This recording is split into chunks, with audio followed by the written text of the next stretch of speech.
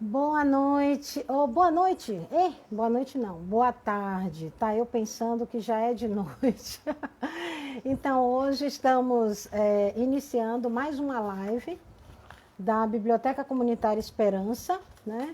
A Biblioteca Comunitária Esperança, ela foi organizada e é mantida pela Igreja Batista Esperança. E essa live está dentro do projeto BCE Online, né? Leituras Online, que tem apoio, né? Participa do programa Audi Blanc, logo tem financiamento pelo programa Audi Blanc. Também tem apoio financeiro da Fundação Gregório de Matos, pela Prefeitura Municipal de Salvador, Fundação Pedro Calmon, do Governo do Estado da Bahia, Secretaria Especial da Cultura, Ministério do Turismo e Governo Federal. E hoje nós vamos receber o escritor, editor, amigo da Biblioteca Comunitária Esperança, que desde muito tempo tem apoiado esse projeto, que é o poeta baiano, né? Que é o nosso Valdec de Almeida. Maravilha, vamos recebê-lo. E quem estará mediando essa conversa, esse bate-papo aqui, né, no perfil da Biblioteca Comunitária Esperança, é a nossa maravilhosa Rita Brandão, que é gestora da rede municipal, também né, especialista em letramento infantil e está colaborando. Ela agora é BCE também, né, Rita? Você agora é BCE. Valdec há muito tempo nos acompanha, né, Valdec? Desde, sei lá, nem lembro quando, porque nós iniciamos a caminhada em 2009, se eu não estou enganada, 2010 ou 2011, a gente já estava mantendo contato com o Valdec, desde então ele sempre tem atendido aos nossos pedidos, as nossas solicitações, sempre que ele pode, tem apoiado o projeto, e assim, é maravilhoso receber Valdec. Seja bem-vindo, Valdec, boa Obrigado. tarde. E Rita, seja muito bem-vinda. Agora você é BCE, totalmente BCE, assim como Ana Com Maria. certeza. E nós estamos muito felizes, né, por você vir acrescentando nas ações da Biblioteca Comunitária Esperança. Bem, eu estou aqui representando a Biblioteca Comunitária Esperança, dei as boas-vindas e agora, então, vou escutar esse bate-papo maravilhoso, porque é tão curto, né? E vamos pedir mais. Então, Rita, a palavra é sua. Valdec, seja bem-vindo e muito obrigada por ter Muito aceitado o obrigado. convite. Muito boa tarde a todos e a todas. É com muita alegria, né, que venho aqui mais uma vez mediar uma live com uma pessoa tão maravilhosa que ainda não tive o prazer de conhecer pessoalmente, mas já batemos um papo e, curiosa como eu sou, fui conhecer você, Valdec, através de seus escritos, sua biografia, dialogando com pessoas que são suas amigas e que são amigas minhas em comum. Então eu pude conhecer um pouco você, tá? Então quero agradecer mais essa oportunidade. Eu tenho certeza que nossa conversa hoje vai agregar muito. Para começar, Valdec, eu sei que você é de Jequié, correto? Isso. E que você ficou lá até os 8 anos de idade, não é isso? Uhum. Muito bem. Valdec, eu queria saber, na verdade, como é que se deu, né, esse teu encontro com a literatura? Se foi ainda na tenra infância, lá em Jequié, ou pelas suas andanças? Como é que isso aconteceu? Conta pra gente. Olha, eu nasci de uma família muito, muito, muito pobre, em todos os sentidos. Não tinha casa para morar, não tinha nada. Enfim, a casa que a gente morava, a primeira casa que eu me lembro, eu com uns 5, 6 anos, era a casa de taipa. Quem não sabe o que é casa de taipa, é aquelas casas de madeira, de vara, e que se forma as paredes com barro e cobre em cima, no telhado, com palhas. E era uma casa de aluguel, que é uma região chamada Banca, por onde passava um corredor de gado, que a gente via sempre passar ali centenas de milhares de gado indo para alguma fazenda. E a rua era somente um lado, no outro lado era matagal, né? Aquela mata rala de sertão. E desde pequeno que minha mãe contava histórias pra gente. Eu me lembro que a gente ficava deitado numa esteira, era um barranco, né? A casa ficava num barranco. e a gente ficava ali recostado, minha mãe contando histórias para a gente dormir, né? E basicamente eram histórias para dormir, para passar a fome. Meu pai era trabalhador braçal, vivia muito viajando pelas roças dos outros, e sempre que aparecia era com doce nos bolsos para as criançadas, né? Na época eram 4 irmãos. E minha mãe contava histórias, muitas histórias infantis, histórias que ela inventava, histórias que ela ouvia de alguém. E aquilo foi que despertou em mim a fantasia, né? Por histórias fantásticas. A gente reclamava com ela porque ela sempre inventava um pedaço que não tinha na história do dia anterior, na noite anterior. E a criança sabe como é, né? Não era bem assim que a senhora contou ontem. Então foi mais ou menos por aí. Na faixa de 6, 7 anos. Ok. Que coisa linda. Essa presença marcante da tua mãe. Então, a tua mãe foi a pessoa mais importante que te emergiu nesse contexto da literatura. No meu caso, Valdec, foi minha avó, né? Minha mãe me deixou, eu tinha só 6 meses de idade. E era minha avó quem contava história para mim. E assim como sua mãe, ela inventava as histórias, né? E eu acho isso fantástico. E hoje eu também conto história. E eu tenho muito dessa coisa de inventar, né? De acrescentar. Então eu nunca conto a história da mesma forma. Eu acho que eu herdei isso da minha avó. Muito legal, Valdec. Agora, eu estive olhando suas obras e eu pude perceber que você caminha por vários gêneros textuais, né?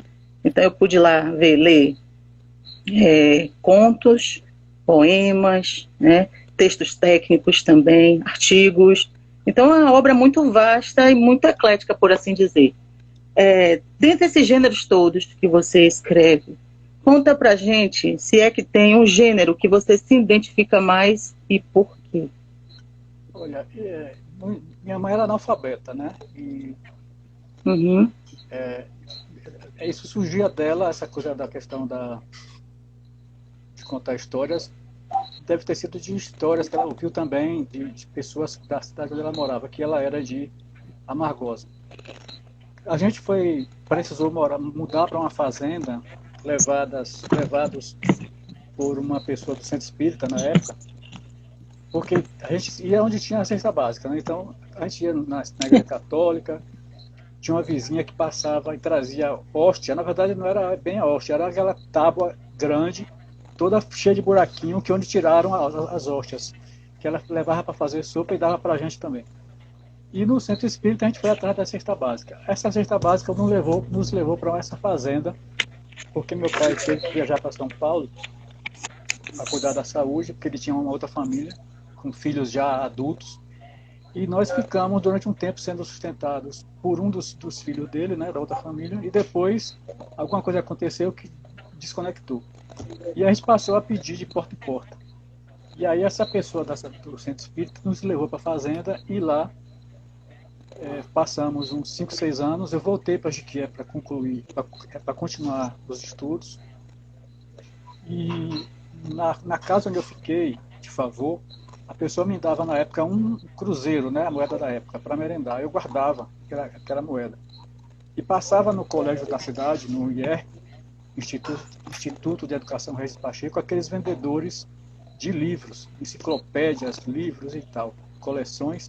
O meu dinheiro não dava para tanto, então eu consegui comprar uma coleçãozinha pequena, que eu não me lembro o nome, que eram 3 livretinhos pequenos, do tamanho de cordel, só que gordinhos, eles com as capas duras, com poemas. E aquela linguagem ali foi, para mim, um mar, né? Porque na escola a gente sabe que tudo cheio de regra. É tudo cheio de não pode isso, não pode aquilo, tem que ser assim, tem que ser assado. E aqueles textos poéticos me deu assim uma oportunidade de viajar para outras dimensões. E aí comecei a copiar parecido, tentando copiar aqueles textos, e acabei sendo fisgado pelo vírus da poesia. Mas, como você mesma constatou aí na sua pesquisa, eu não me atenho a um gênero. Eu escrevo mais poesia, vamos dizer assim, mas eu não me atenho a um único gênero. E também não Depois que eu conheci alguns poetas chamados malditos, como Augusto dos Anjos e outros, Boccaccio, eu no início eu fazia aqueles textos muito certinho, dentro da regra, também influenciado pela escola. Apesar de negar aquela coisa rígida, eu comecei na poesia fazendo sonetos, quer dizer, tentando, porque aquilo era uma coisa difícil demais. Fazendo quadras, sempre indo pelos modelos que eu via dos grandes escritores. Também quando eu conheci outros grandes escritores que quebravam essas regras, eu comecei também a me espalhar. E atualmente eu digo há muitos anos, eu não enquadro os meus escritos num tipo. Eu escrevo. E aí o leitor, o pesquisador é que vai dizer o que é o que não é. Mas geralmente é poesia. Muito bem. Eu também comecei com poesia. Na verdade, eu escrevo muitas coisas, mas eu ainda não publiquei nada. Ainda não me encorajei para publicar nada. E você trouxe aí a figura de Boccaccio, né? E foi minha avó que me apresentou esse escritor. Veja a importância, né, da mãe, da avó. Tem sempre Dos alguém que ancestrais. marca a vida da gente de uma forma muito positiva. E aí você falando, me veio a minha avó novamente, né, me apresentando este escritor fantástico.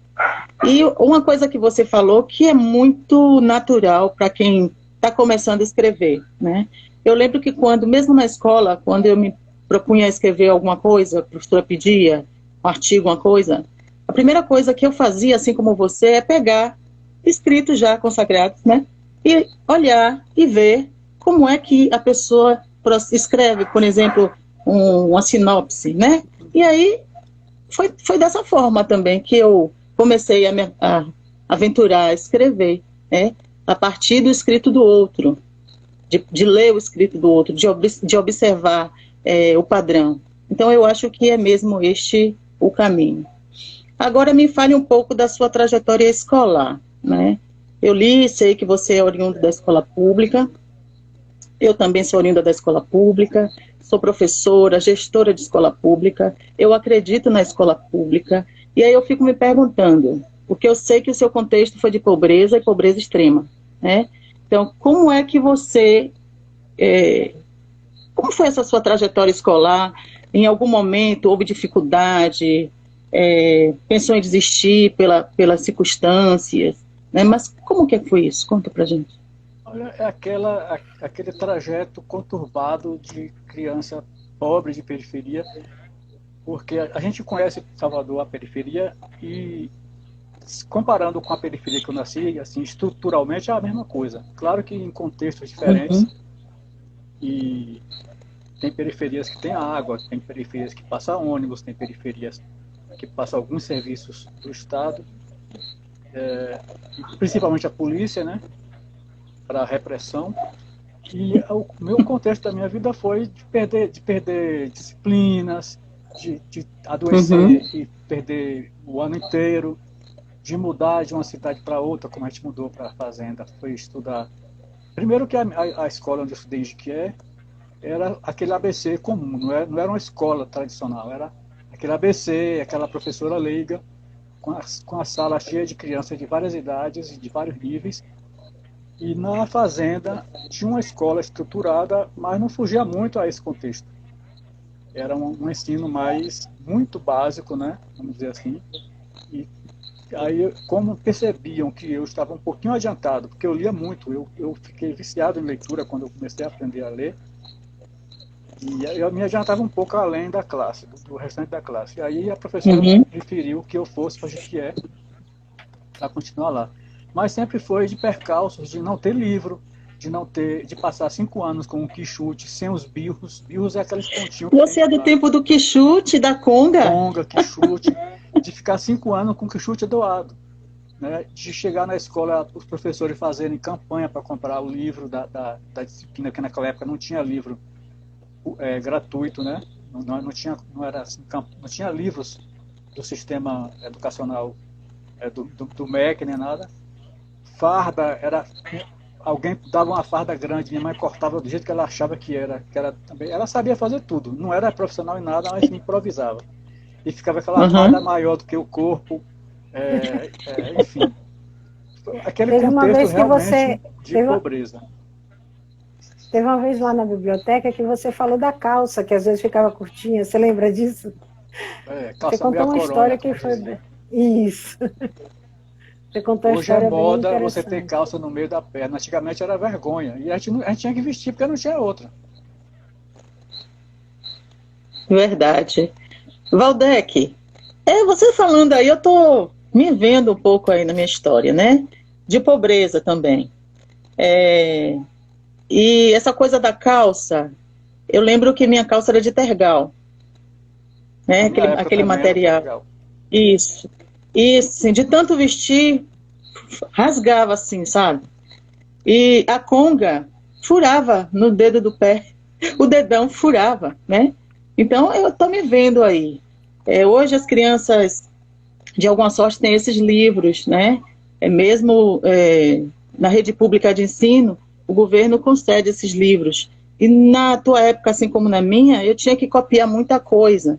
E eu não sei se você tem, mas eu tenho um calo aqui, ó, no dedo. Era de copiar. E essa coisa de copiar muito fazia com que eu lesse os livros, né? Quando eu tomava o emprestado, eu conseguia algum, eu fazia questão de ler todo assim de uma vez só, sabe? Naquela vontade enorme de ler, de copiar. E muita coisa eu aprendi assim, através da cópia mesmo, e dessa leitura voraz, porque eu tinha que devolver o livro em seguida. Não tinha essa facilidade de xerox e nada. Então eu percebo, eu fico assim, meio que voltando aqui à minha infância, né? As minhas congas, minhas calças curtas, e vejo que a gente tem algo muito em comum. Até a cor da nossa roupa hoje, olha aí. Que legal. Nem Ah, combinaram, né? Nem Valdec. combinaram. Parece que combinamos. Sintonia pura. Você me falou aí desse teu ensino da escola básica, né? De como foi conturbado esse teu processo. Mas você venceu, né, Valdec? E eu achei curioso uma coisa, que é sobre a tua vida acadêmica, né? Antes de você formar em comunicação social, tá vendo como eu sei tudo sobre tua vida? Uhum. Eu vi que tua vida acadêmica foi assim uma verdadeira odisseia. Adentrou a vários cursos, né? Cursou alguns semestres e aí foi trancando e foi experimentando outro e outro. Você acha que essa passagem, né, por várias áreas do conhecimento facilitou no que você escreve hoje de uma forma assim tão plural? Olha, eu acho que sim. E como você se encontrou também nessa coisa da comunicação social, né, do jornalismo, enfim? Ainda no ensino médio, eu fazia trabalho para os colegas, né? Tinha colegas que eu trabalhava o dia e estudava à noite, tinha colegas que não tinham condições de concluir alguns trabalhos. Eu fazia trabalhos diferentes da mesma disciplina para vender na sala, para ter o que comer.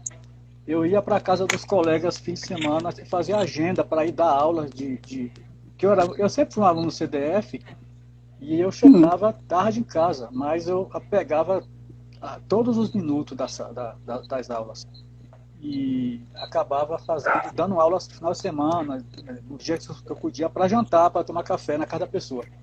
Tinha gente que eu chegava de manhã cedo, 7 horas, saía 10 da noite, porque ali eu ia ter o café da manhã, tinha merenda, tinha o almoço, tinha merenda no meio da tarde, tinha um café na janta.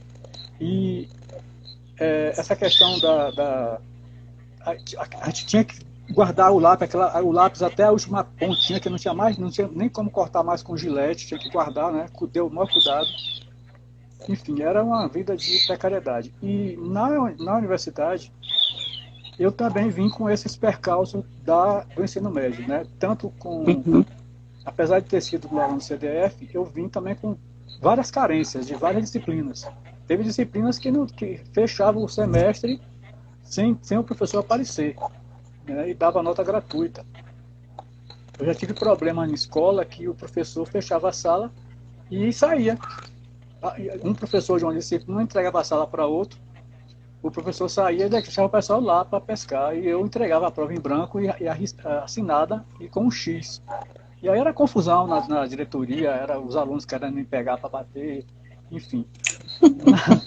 Na universidade eu acabei entrando em várias, nunca me identifiquei com com essas coisas de regra, para mim sempre foi um problema muito sério.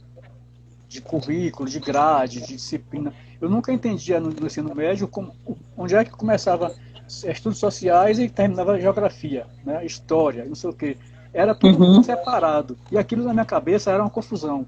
As caixinhas, né? As famosas caixinhas. Quando eu chego na universidade, aí eu me deparo com a mesma coisa, disciplina que depende da outra. Né? E se você fica 1 ano, 2 sem poder fazer aquela, é porque perdeu no primeiro semestre. Então, essas coisas de regra e de conexões nunca bateu na minha cabeça. E aí eu entrava em faculdades, aí problemas de saúde, problemas de trabalho, mudar de cidade. Vinha novamente trancar. Entrei em enfermagem, tive um acidente, aí professores queriam que eu fizesse acompanhamento domiciliar, eu não consegui dar conta, aí tranquei, perdi. Entrei para letras, fiz um semestre, outro problema de saúde. Aí, novamente, acompanhamento domiciliar, não consegui acompanhar. Aí perdi a disciplina, perdi a matrícula. Aí entrei em administração, entrei em publicidade e propaganda, fiz 3 semestres de turismo. E fui passando, né? Finalmente, eu já estava eu fiz vestibular em 2007, se eu não me engano, passei para a UFBA e para a Faculdade Social. E aí eu fiquei pensando na greve do estudante, greve do professor, greve do serviço administrativo, greve do vigilante. Eu falei, quando é que eu vou terminar a UFBA? Eu não tinha mais tempo de ficar 4, 5 anos.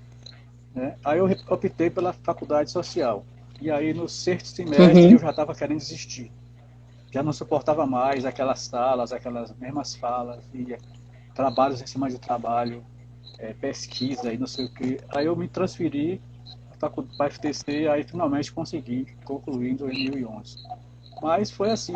Agora, esses vários campos de conhecimento também me deram a oportunidade de ver a vida com maior amplidão. Eu acho que a gente não deveria ter diploma. Acho que a gente deveria ir experimentando e todo mundo era doutor em tudo. É muito mais fácil do que você sacrificar 4, 5 anos, 10 anos da sua vida e talvez depois descobrir que não tem nada a ver, enfim, ser feliz.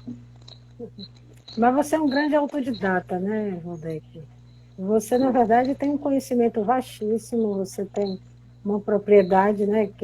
Assim, as pessoas mais snobs, como a gente costuma dizer, né, ou que acham que sabe das coisas, podem te encontrar na rua e dizer assim, ó, uma pessoa simples, mas, na verdade, você não é uma pessoa simples. Você é uma pessoa bastante complexa, né? Além de complexa, você é extremamente crítico. E isso eu acho assim, eu admiro você muito por isso. E além de crítico e complexo, você também você vê além, né? Você consegue ver potencialidades em colegas poetas, você consegue descobrir talentos, né? E assim você tem caminhado. Eu acho que o nosso último encontro, assim, numa mesa, foi você apresentando, se eu não estou enganada, 2 novos talentos que você estava participando do lançamento e da divulgação da obra, né? Vocês estavam indo lá para o festival, para a Flica, e vocês deram uma paradinha ali no evento que a gente estava participando. Então, você não é uma pessoa simples, você é uma pessoa complexa. Eu acho que um pouco dessa complexidade tem a ver também com o seu perfil autodidata. Fala um pouquinho para a gente sobre isso, porque eu acho bem interessante esse seu lado. Olha, E eu percebo também que ele tem uma alma inquieta, né? É uma alma inquieta. E isso é muito bom. Eu sou muito curioso e sou muito insatisfeito. Né? Eu acho, acho que a vida é muito curta para a gente ficar se engalfinhando, se degladiando. E, claro, tem lutas que são necessárias. Né? Racismo, homofobia, gordofobia, machismo, problemas sociais. É uma série de problemas que a gente não pode fechar os olhos e fazer de conta que está tudo bem e seguir adiante. Mas eu sou muito inquieto e eu acho que essa coisa de regra e de lugar marcado, eu sinto muita dificuldade em aceitar. Então, isso me faz com que eu me mova e participe de muitas coisas, de muitos encontros. A menos que alguém coloque na porta ou me avise no privado, por favor, não venha, você não é querido aqui, não participe, não comente o nosso trabalho. Já fizeram isso, né? Já fui expulso Já? de grupo Sério? de poeta, já, porque publiquei Conta aí pra poesia. gente. Tem um grupo, por exemplo, que é brasileiro e está atuando na Suíça, e que é edição de livro, publicação, divulgação, e eu divulguei um evento de outro grupo. Automaticamente a pessoa que organiza me excluiu do grupo. Eu fui no privado, porque eu tinha o contato dela, e perguntei por que ela tinha... Eu sabia por quê, né? Mas eu queria que ela dissesse. Perguntei por que ela tinha me excluído. Aí ela não respondeu. Aí eu fui no Face, fui no Insta e deixei público lá. Por que você me excluiu do grupo? Então, eu acho que a gente É um tem mais ativista mesmo, essa pessoa. a gente tem mais é que agregar, se unir, porque, gente, educação, arte, enfim, tudo que tem cultura é uma coisa só. Não dá para você botar uma fronteira ali entre Minas Gerais e Bahia e dizer daqui para lá é assim, daqui para cá é assado. Né? Isso não entra aqui, isso não entra lá. A gente tem que respeitar os costumes locais, claro. Mas eu não aceito fronteiras, eu não aceito que eu não possa entrar num evento porque não me convidaram. Está aberto a porta. É cachorro vê a porta aberta e entra na igreja, né? Então, esse espírito inquieto meu me faz também ver lados, né? E nenhum dos lados são bons ou ruins. Somos todos um monte de filha daquilo e outros tantos santos e anjos. Né? Nós somos essa mistura. Então, não dá para você separar. Os anjos ficam aqui e os capetas ficam E aqui. os demônios. Não dá, né? Então, enquanto não tiver a plaquinha na porta me pedindo para não entrar, eu estou indo, estou divulgando, estou comentando. Agora, sempre no viés de valorizar e de viabilizar aqueles que não têm muita visibilidade, aqueles que foram historicamente apagados e esquecidos. Perfeito. Né? Porque tem uma galera que já nasceu com a senha, em berço de ouro, né? com a senha da Academia de Letras, né? Então, a fulana vai ser já tem um carimbo, né? Já tem lá. Filha. Uma vez eu perguntei no jornal à tarde, por exemplo, que quando o Jorge Amado morreu, e aí Zélia Gattai passou a ocupar a cadeira na Academia de Letras do Brasil. E na da Bahia também. E na de Ilhéus também. Aí a matéria estava lá no jornal à tarde, eu mandei perguntar se era a capitania hereditária. Claro que deve ter os... Boa pergunta. Deve ter tido os méritos dela para entrar, né? E tem, como a gente sabe da história da Zélia. Mas, historicamente, é assim. O pai é prefeito, o filho é vereador, que vai virar prefeito, que vai virar deputado, que vai virar governador e que vai virar presidente e ocupar esses cargos todos. Tem outros cargos que não são eleitos. Então, essas pessoas estão sempre ali com seus currículos medíocres, ocupando cargos importantes e dominando a gente, né? Parece até uma coisa de castas, né? Rita, eu preciso interromper rapidinho, porque a gente precisa Sim. agradecer, né, aos nossos financiadores. Então, eu gostaria de lembrar que essa é uma atividade do projeto Leituras Online, da Biblioteca Comunitária Esperança, que foi organizada e é mantida pela Igreja Batista Esperança. Esse projeto tem apoio, né, do Programa Aldir Blanc, é financiado pela Fundação Gregório de Matos, Prefeitura Municipal de Salvador, Fundação Pedro Calmon, Governo do Estado da Bahia, Secretaria Especial da Cultura, Ministério do Turismo e do Governo Federal. Pode continuar. Perfeito. Ok. Você falou aí das caixinhas da educação, né? E graças a Deus já existe essa visão hoje, né? De tirar essa coisa assim tão compartilhada, porque o conhecimento ele é global, né? Não é essa coisa dessa fragmentação que atrapalha e que talvez essa coisa desestimulou, talvez não, você acabou de dizer, né? Desestimulou você um pouco na escola por conta dessa coisa tão, né, cartesiana. E graças a Deus os educadores hoje, pelo menos na formação, essa coisa já está sendo desconstruída, tá? Agora, teve algo que me chamou muito a atenção, Valdec, justamente nos títulos de suas obras, tá? Então, quando você lê o título, aí dá vontade de ler.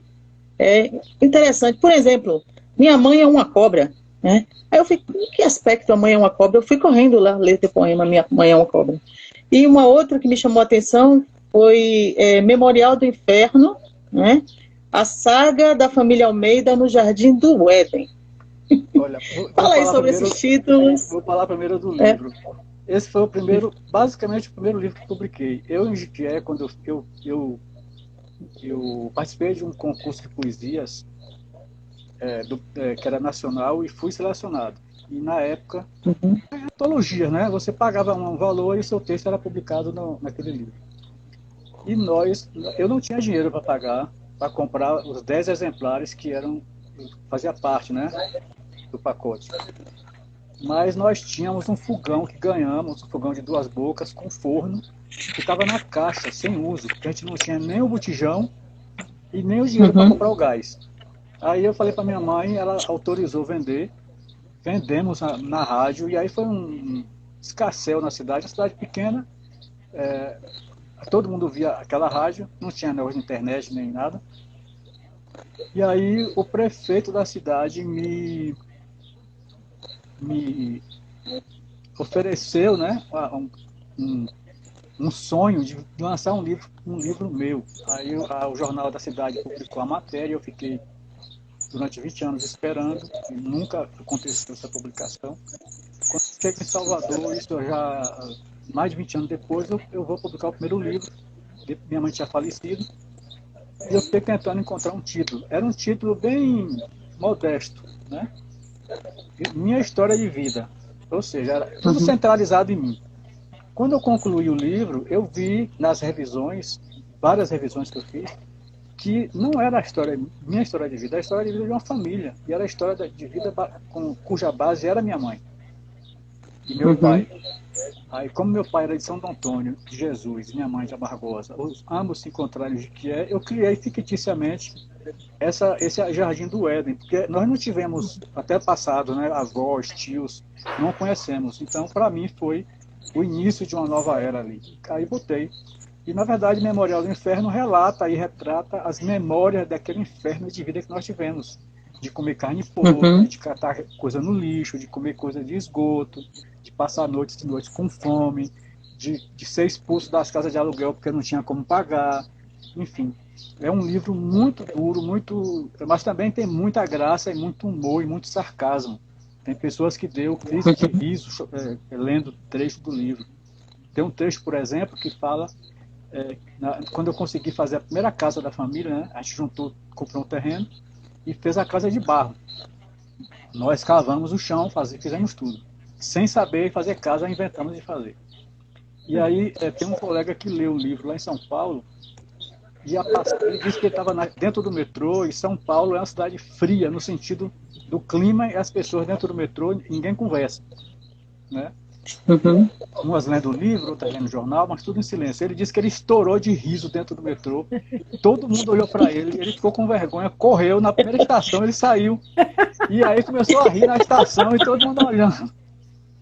A cena que ele estava lendo foi minha mãe com um pão imenso de bosta, que a palavra é essa, né?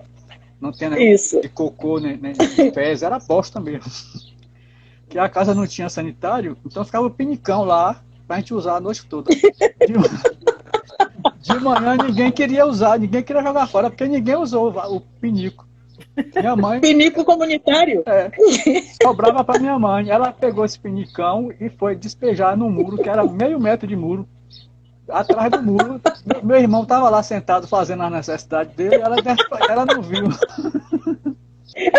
Ele saiu xingando marimbondos, gritando de raiva, andando quase 1 quilômetro dentro do mato para ir pro Rio de Contas, tomar banho para se limpar. Então essa cena fez meu amigo se estourar de rir no metrô. Então, mas não tem como não rir, cara. Não tem como não rir da situação e do teu amigo também. Né? Muito hilário, né? É interessante essa coisa de como, às vezes, algo que é uma tragédia, né? E depois isso tudo culmina numa outra coisa, numa oportunidade de riso, né? E o bom do brasileiro é isso também, a gente consegue rir das nossas próprias misérias, né? Mas enfim. Minha mãe era uma cobra, é um título que a cobra defende suas crias, né? Isso. Na época, eu li. Na época ela paralítica, se arrastando pelo asfalto para pedir esmola, para lavar a roupa na casa das vizinhas e tal. Então, o título chama é um tipo de chamariz, né? Mas na verdade não é um falso título. O título define exatamente o que é que ela era. Defendia a gente Exato. com unhas e dentes. Não é nada pejorativo, Não. mas é realmente chamativo. E aí eu fui ali, né? E aí eu pude ver que sua mãe tinha problema de locomoção, etc e tal. Uma xará minha, a Rita Pinheiro, está perguntando aqui no chat, qual o seu grande desafio hoje?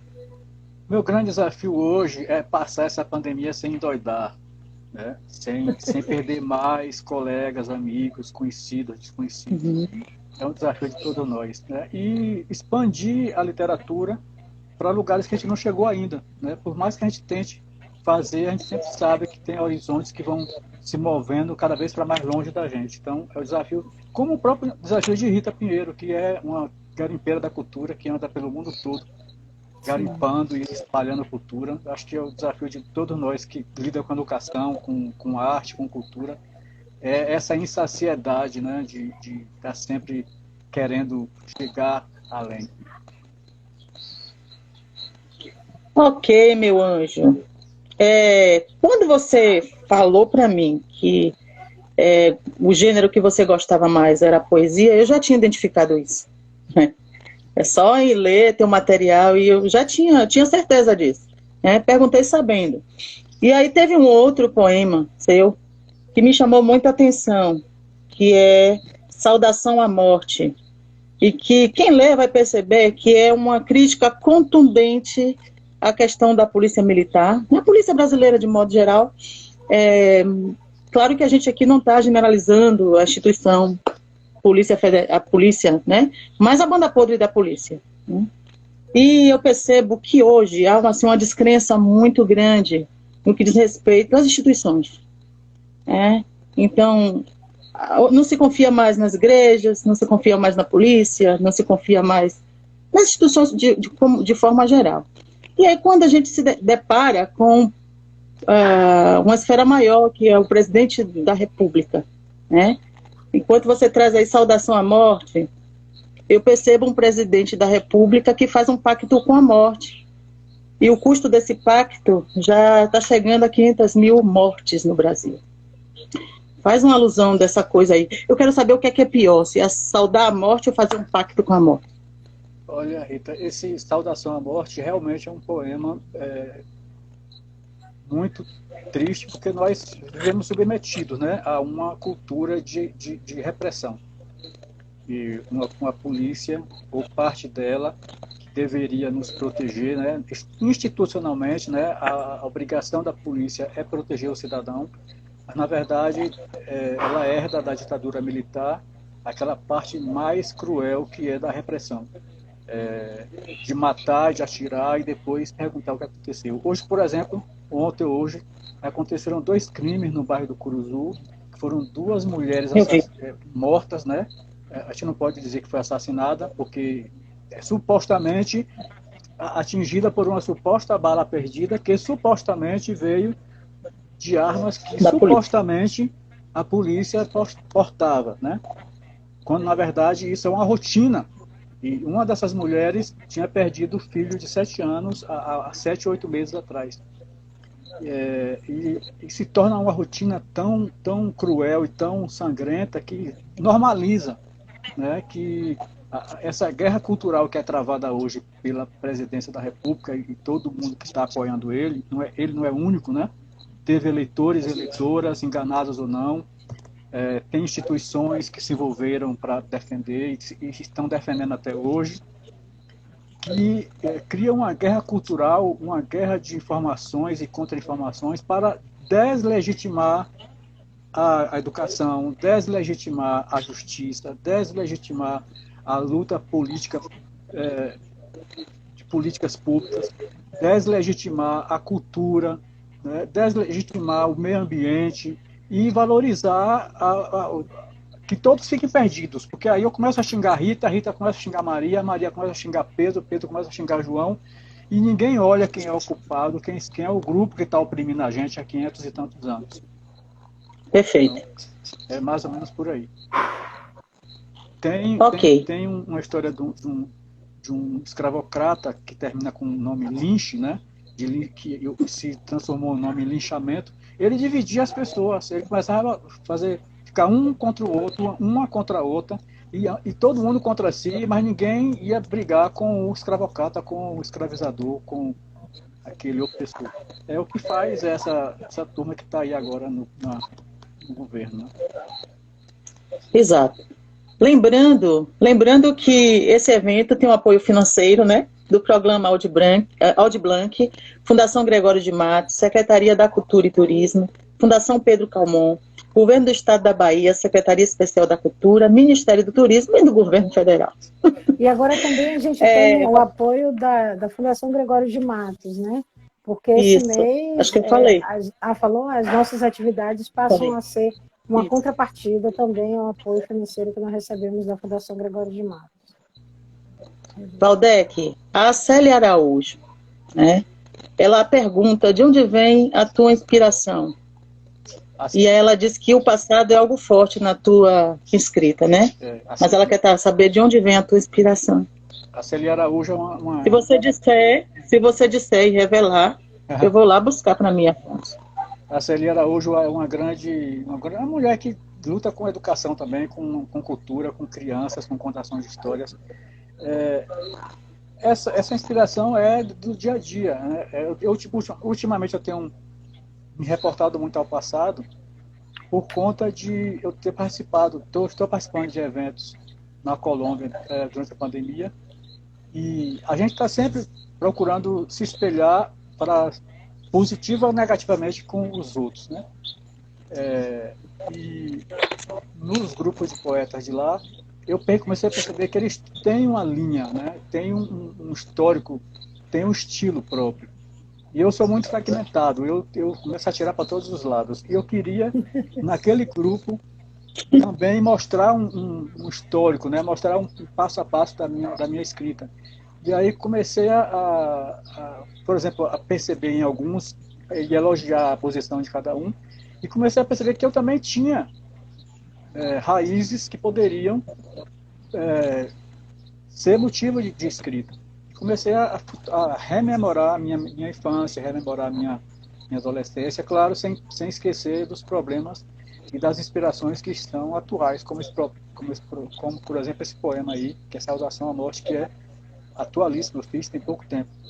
Mas, assim, é observação, eu observo muito, eu leio muito, geralmente nos eventos eu fico muito calado, entro mudo, saio calado, e sou de perceber, de olhar, de escutar. É uma coisa que também é difícil para mim, porque eu sou muito inquieto, mas é um exercício de escuta que eu tenho tentado fazer já há alguns anos, e esse exercício tem me trazido bons resultados, no sentido de calar coisas que eu não sei, que eu não consigo dizer, né? E esperar que outros e outras que tenham mais autoridade, mais conhecimento falem, e também dizer na hora que é necessário dizer.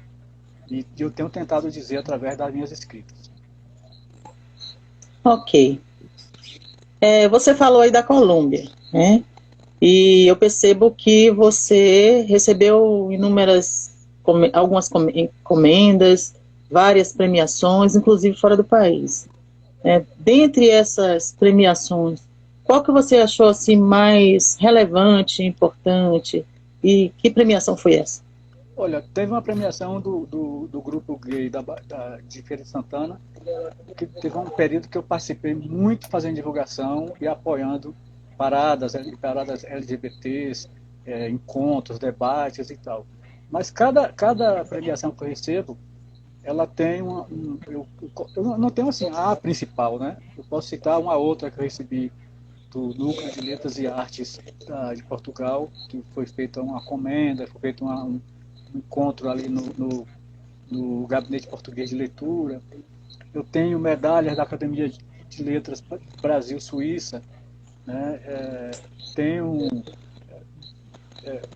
medalhas de grupos, por exemplo, lá de um grupo de Simões Filhos, de contação de histórias, de encontros de vendas e troca de livros. Eu tenho medalhas que não são palpáveis, por exemplo, medalhas de ter textos meus comentados. Teve um texto meu ou publicado, divulgado. Teve um poema meu que foi divulgado no release da Mostra Literária de Salvador desse ano. Em cada grupo, em cada concurso que eu participo, por maior, por menor expressão, o alcance que aquele grupo tenha, eu sempre acho que é muito importante, né? Muito importante, porque eu tenho uma régua de medir a literatura, medir a arte, medir a cultura, que é uma régua que nivela todo mundo. Para mim, todos nós somos cânones dentro daquilo que realizamos. A biblioteca lá do Calabar, a biblioteca Esperança, a biblioteca lá do Bairro da Paz, do Espaço Avançado, sim, lá de Escada, Paulo Freire. Em cada uma dessas que eu vou, por mais que tenha ali 2 pessoas, ou 3, ou 4, para mim é sempre um troféu. Ter alguém ali ouvindo, ter alguém ali comentando, ter alguém ali lendo o meu texto. E isso me faz muito feliz. E às vezes o mais importante não é nem quantidade, mas é a qualidade, né?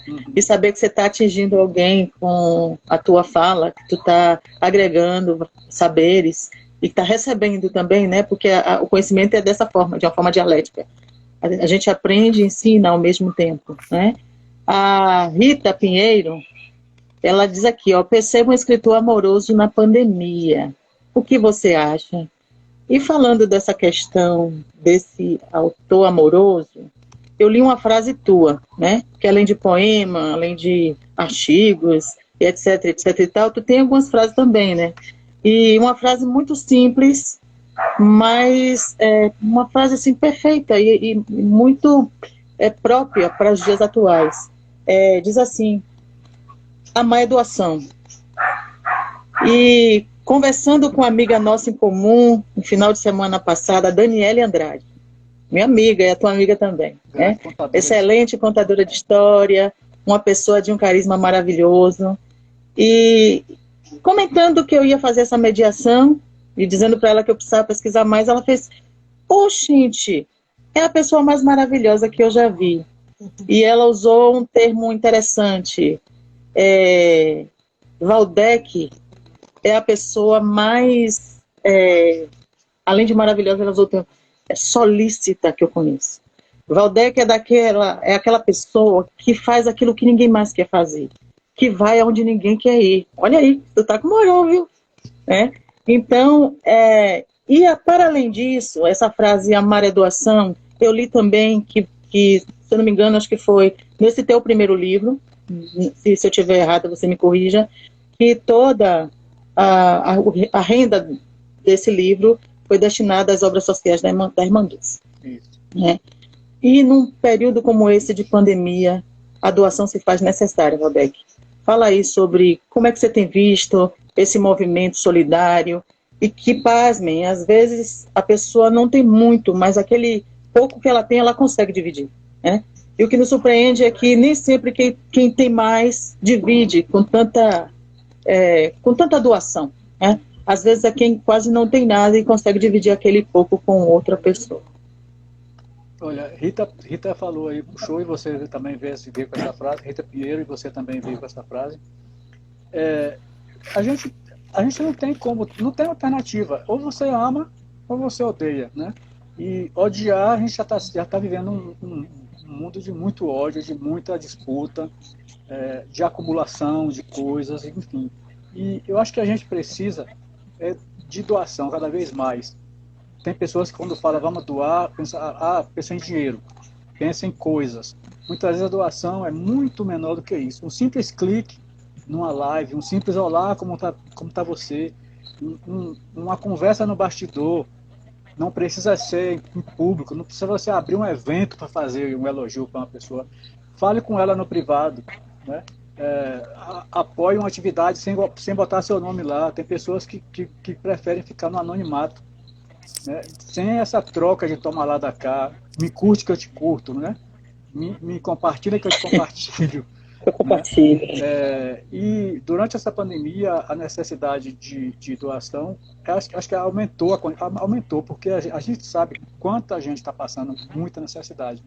Eu tenho tentado fazer apoios na medida também do meu possível, seja financeiro, seja de curtir uma live, seja de fazer um comentário, de ler um livro e fazer uma mini resenha. Eu também senti falta, muitas vezes, durante anos, de livros meus que eu publicava, eu esperava algum leitor me dizer se gostou, se odiou aquela obra. É o mínimo que a gente pode fazer com alguém, né? Um aplauso que a gente possa fazer, ou uma crítica construtiva, porque a crítica não precisa ser para destruir a pessoa e desestimular, mas para estimular, para criar alternativas, para mostrar que ela pode fazer diferente, para mostrar que tem outras rotas, outros mercados, outros lugares. Se ali ela não foi aplaudida, que ela pode ser aplaudida por outros. A poesia, por exemplo, quando você escreve, você às vezes nem imagina que significado o escritor, A dimensão. o leitor vai dar, né? Aquela dimensão que ele vai encontrar. Às vezes você faz uma viagem curta, o leitor faz uma viagem interplanetária em cima da sua obra. E eu tenho tido o grande prazer de encontrar pessoas que são também amorosas, porque eu não vivo sozinho. Eu vivo sozinho, mas eu não vivo sozinho, né? A gente precisa de todo mundo. A gente precisa de quem, num evento, por exemplo, numa Bienal do Livro, não é só sentar ali naquela cadeira de destaque e falar o seu texto. É o porteiro, é o vigilante, é o carregador de livro, é o segurança, é a pessoa que instalou a energia elétrica, é o pessoal da limpeza. Então, é uma cadeia imensa que a gente não pode achar que a gente precisa o tempo inteiro ficar no pedestal e ter Perfeito. alguém sempre ali embaixo para nos servir. Então, a gente se colocar no devido lugar, naquela régua que eu falei, né? De medir todo mundo pela Sim. altura. E aí você começa a entender que o outro, a outra, pode precisar muito mais daquilo que você tem, que você não dá tanta importância, do que você. Então, eu acho que a amorosidade é a chave para a gente viver em comunidade. Quem tem superpoderes, né? Por exemplo, quem não acredita no vírus, quem acha que queimar a Amazônia não tem problema, quem quer andar armado, deveria fazer um lugar separado para essas pessoas, para ver se elas iam sobreviver, né? E Uma ilha deserta. tocando fogo na floresta, matando os animais, e dando tiro para tudo que é lado, né? E andando sem máscara, se contaminando. Aí sim, vamos ver como é que essas pessoas iam sobreviver. Já que não tem como sobreviver assim, vamos tentar, pelo menos, tentar salvar essas pessoas que estão com as ideias meio, né? E quando não dá para salvar, simplesmente eu não repercuto o que elas dizem, porque às vezes a gente está fazendo o trabalho de propaganda para eles, de ficar botando, passando adiante aquelas maluquices que eles fazem e achando até graça daquilo como se fosse maluquice, mas é um plano, é um projeto, eles têm um projeto de deixar todo mundo doido para tomar conta e dizer que eles são os salvadores da pátria. Exato, bela reflexão. Rita, nós pode temos falar. agora basicamente 3 minutinhos, porque senão vamos perder tudo. Então, eu preciso que você, né, faça os agradecimentos e Valdec também faça o encerramento. Falando rapidamente, Valdec, onde encontra as suas publicações? Você também é editor. Minha pergunta. Em um minutinho, por favor, fala do Galinha Pulando para gente. Você é editor, você é incentivador. Então, é muito importante onde encontrar suas publicações. Então, em um minutinho, você fala. Nessa fala, Maíse, é interessante que ele diga qual o novo projeto que ele está encaixando aí, se tem algum projeto. Então, 1 minuto e meio, vamos contar. E depois da fala de Valdec, eu vou pedir um favor, Valdec. A gente vai fazer assim, tudo sequenciado, certo? Rita se despede em 1 minutinho ou menos de 1 minutinho. E se você puder, Valdec, encerra com um poema, né? Então, tudo isso a gente precisa fazer em cerca de 2, 3 minutos. Vamos lá? Valdec primeiro. Vamos lá. Meus livros se encontram no site Galinha Pulando, se encontra no site das livrarias Amazon, Cultura. Você pesquisando no Google, você vai encontrar lá. Galinha Pulando é também um nome para chamar a atenção, porque eu tentei fazer um site com meu nome, que é Valdec, com V, CK no final, fica complicado de gravar e de memorizar. E Galinha Pulando, não precisa nem escrever. Vá lá que você encontra. Meus próximos projetos é estar vivo, né? Eu estou aqui, já tomei a primeira vacina. É um belo projeto. Estou esperando para agosto, para a segunda, continuar me cuidando e cuidando dos meus e participando cada vez mais de encontros e apoiando pessoas que precisam de apoio. E o meu poema curtinho, para não tomar muito tempo. Calma. Você segura, você segura. Rita Certo. diz tchau e aí a gente vai encerrar com o Valdec. Pronto. E muito obrigada a todos Então vocês eu quero que estavam agradecer, aqui. né? Tua camisa diz gratidão, e o nome é gratidão mesmo, por ter trocado essa ideia com você aqui de uma forma tão descontraída e com gostinho de quero mais. Agradecer também as pessoas que estão interagindo com a gente, né? Agradecer a Maís pela confiança de mediar mais uma live da BCE, e é só gratidão mesmo. Nosso poema, Valdec. E se Deus fosse mulher? E se fosse igual à natureza, à terra, à África, útero de todo conhecimento e sabedoria? E se fosse negra, ou indígena, ou cigana? E se fosse gorda, poderia? Será que Deus seria estereótipo de passividade, submissão, prendada do lar? Seria? E se Deus menstruasse, tivesse TPM, sangrasse todos os meses, sentisse cólicas, dores do parto, amamentasse, cuidasse da cria, como seria? Se Deus fosse mulher, você teria respeito? Colocaria uma imagem dela no peito? Faria desenho, estátua de uma redentora no corcovado? Se Deus fosse mulher, como seriam tuas orações? Diante dela, ou da imagem, ou da projeção, ajoelharia? Se Deus fosse mulher, para saudá-la, você se curvaria? Se Deus fosse mulher, favelada, analfabeta, popular, ialorixá, LGBT trans, como seria a tua reação? Na igreja, terreiro ou boate dela, você entraria? E se a filha de Deus fosse enviada para libertar o povo? Mesmo assim, você a crucificaria? Não sabe responder, não é? O machismo sequer permite pensar em outra fonte de poder, santidade, inteligência e divindade que não seja branca, de olhos azuis e masculina. Mas, por mais que isso choque tuas crenças e tradições, Deus é uma menina. Muito obrigado. Ai, que lindo. Ok.